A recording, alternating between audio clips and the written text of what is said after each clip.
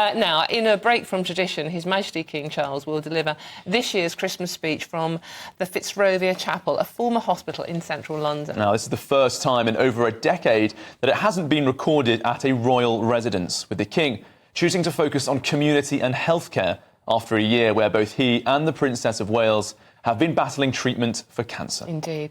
Commencing the celebrations, Catherine's annual Westminster Abbey Carol concert will air tonight. Let's have a sneak peek.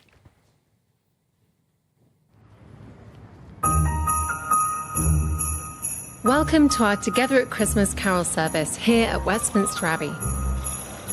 Christmas is one of my favourite times of the year. It is a time for presents, tinsel and mince pies, but it's also a time to slow down and reflect on the deeper things that connect us all. That looks lovely, can't wait to see that. Well, we're joined now by historian Martyn Whittock to talk about why Prince Charles, or King Charles, gosh, that's a Freudian slip, so that's years of doing that. King Charles has chosen to break with tradition this year with his traditional address. Martyn. Yeah, this is really interesting, isn't it? As you say, it'll be delivered from a former hospital chapel after the King underwent cancer treatment. And the chapel is the Fitzrovia Chapel in central London. And it used to serve as the chapel of the Middlesex Hospital. And as you've rightly identified, it's the first time in more than a decade the Christmas speech has been recorded from a place that isn't actually a royal palace or estate.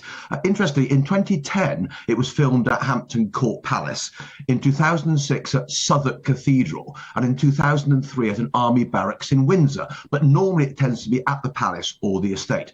And I think this is a deliberate attempt by the King to connect with those people who have been so intimately connected with him through his treatment. Now, what's interesting is that this chapel is no longer actually used as a church, as it were, but it's now used for community events, and people can go there for quiet contemplation. So I think it's the way in which the King is connecting with those people who've been so supportive of